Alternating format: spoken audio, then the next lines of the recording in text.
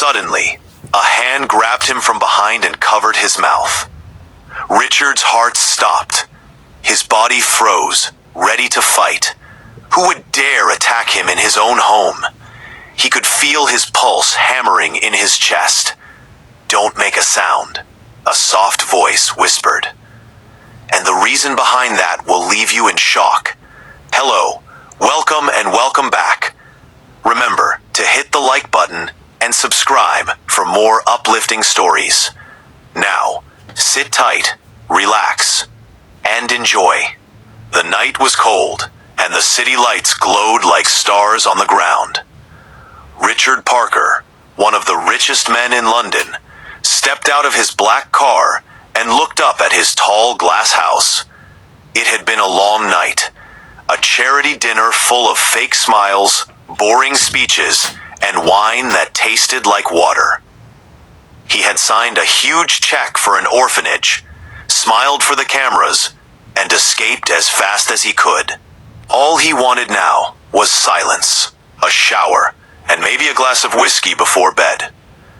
As he walked inside, the penthouse was quiet, almost too quiet. He expected peace, but something felt strange. The air was heavy, like the walls were hiding a secret. He closed the door gently, his expensive shoes tapping softly on the marble floor. Then, suddenly, a hand grabbed him from behind and covered his mouth. Richard's heart stopped. His body froze, ready to fight. Who would dare attack him in his own home? He could feel his pulse hammering in his chest. "Don't make a sound," a soft voice whispered. A woman's voice, trembling but strong. Richard turned sharply when the hand pulled away. His eyes widened in shock. It was Grace, the new maid, the quiet one, who always wore a neat black uniform and never spoke unless spoken to. "What on earth are you doing?" Richard hissed. Grace's face was pale, her eyes red as if she had been crying. She looked scared, terrified. "Please," she said, her voice shaking. "Please, don't raise your voice." Richard frowned. "Why shouldn't I? Are you out of your mind?" Grace swallowed hard and whispered something that made his blood run cold. "Because your son is sleepwalking, and if you wake him the wrong way, you could lose him." Richard stared at her, speechless. His son? The boy he had barely seen all week, sleepwalking? Before he could speak, Grace glanced nervously toward the hallway. "It happens every night," she said softly. And tonight, it was almost too late. Richard felt his chest tighten as a horrible fear crept in. Richard's breath came in sharp bursts. He pulled his tie loose, trying to process her words. "Grace, what are you talking about?" She looked around like someone was listening. "Please, sir, not here. Just come with me." Without waiting for his answer, she walked quickly toward the hallway. Richard followed, his footsteps heavy against the polished floor. Halfway down the hall, she stopped and turned to him. Her eyes glistened in the dim light. "I didn't want to scare you," she whispered. But tonight, he almost walked straight down the stairs. Richard froze, his stomach twisted painfully. "Where is he now?" Grace pointed toward a small bedroom at the end of the hall. Richard walked in quietly and stopped dead. There he was, Oliver, 7 years old, barefoot, standing by the window in his pajamas, eyes half open, lips moving like he was talking to someone invisible. Richard's throat tightened. His little boy looked so fragile, so unaware. "Don't touch him," Grace warned softly. "If you wake him suddenly, it could shock his brain." Richard turned to her in disbelief. "And you've been handling this alone?" Grace nodded slowly. "Since the day I started. Every night around midnight, he walks like this. I always stay behind after my shift to keep him safe." Richard's chest ached. He had been too busy with meetings, deals, and parties. He didn't even know this was happening. Grace stepped closer. Tonight, he reached the top of the staircase. If I hadn't caught him, her voice broke. Sir, he could have died.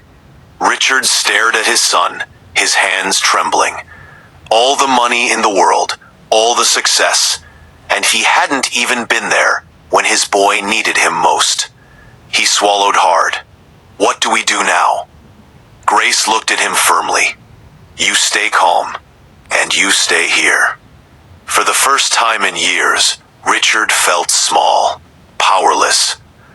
Richard lifted Oliver gently and carried him back to bed. Grace followed quietly, adjusting the blanket around the boy's small body.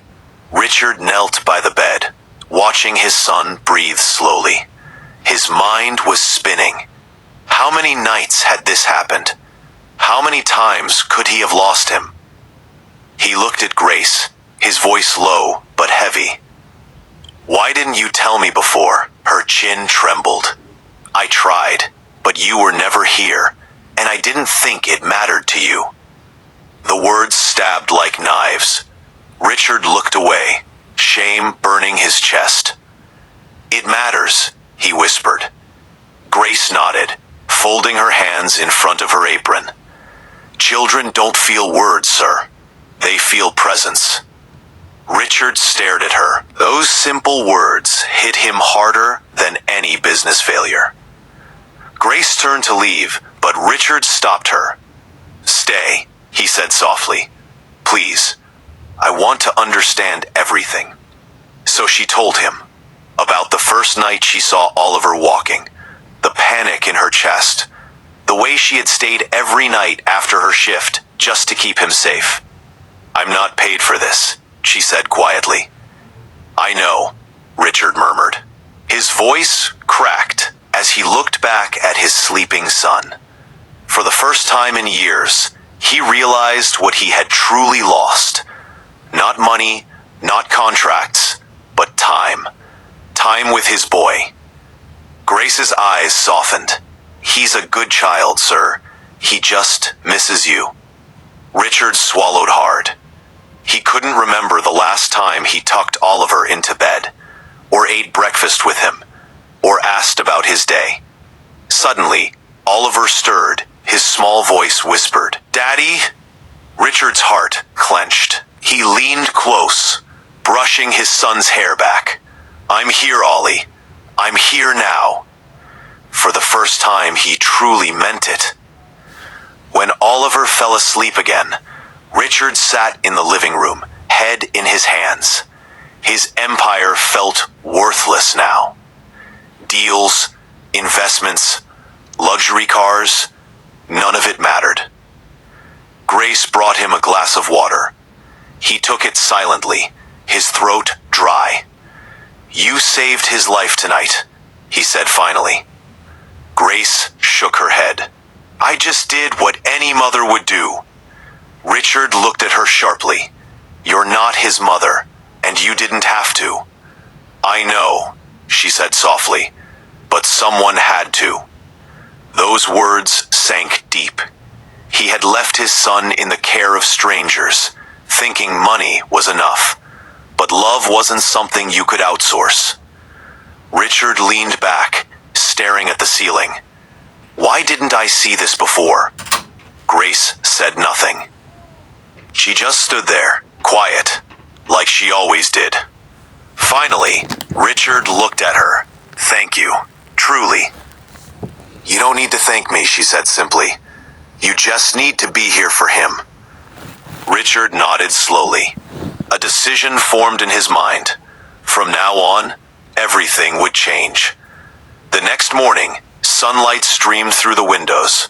For the first time in months, Richard didn't rush to work. Instead, he sat at the table with Oliver, watching him eat pancakes. Do you like them? Richard asked. Oliver nodded with a mouth full of food. Banana and cinnamon. Richard smiled. Your favorite. Oliver looked surprised. You remembered. Richard Richard's chest tightened. I'll never forget again. Grace glanced from the kitchen, a small smile touching her lips. For the first time, the house felt like a home. Richard spent the day canceling meetings. He worked from home, learning the little things, buttoning Oliver's shirt, tying his shoes. He fumbled, and Oliver laughed. That laugh was worth more than any contract. At night, Richard sat by his son's bed until he fell asleep. Grace walked in quietly. "You've done more in one day than in months," she said softly. Richard looked at her with gratitude and guilt. One evening, after Oliver slept peacefully, Richard stood by the window with Grace. "I want to keep you here," he said. "As a maid?" she asked, surprised. "No," Richard said. "As someone who cares about him." Grace shook her head gently. "He doesn't need more staff. He needs his father." Richard nodded slowly. "Then teach me. I want to learn." The next weeks were different. Richard stayed home more, eating breakfast with Oliver, helping with homework, reading bedtime stories. He felt clumsy, but Oliver's smile made it worth it. Grace guided him gently, never taking credit, just watching quietly as father and son grew close again. 2 weeks later, laughter filled the house again. Oliver hugged his father every morning. He didn't sleepwalk anymore.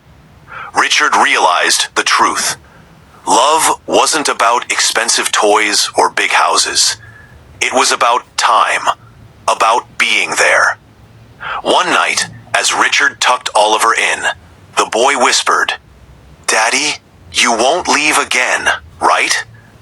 Richard kissed his forehead. "Never. I promise." Oliver smiled and closed his eyes. For the first time in years, Richard felt like more than a billionaire. He felt like a father. If this story moved you, don't forget to give it a like and subscribe for more inspiring and emotional journeys. Tell us in the comments where you're watching from. We treasure every message from you. Until we return, stay kind, stay hopeful, and stay with us.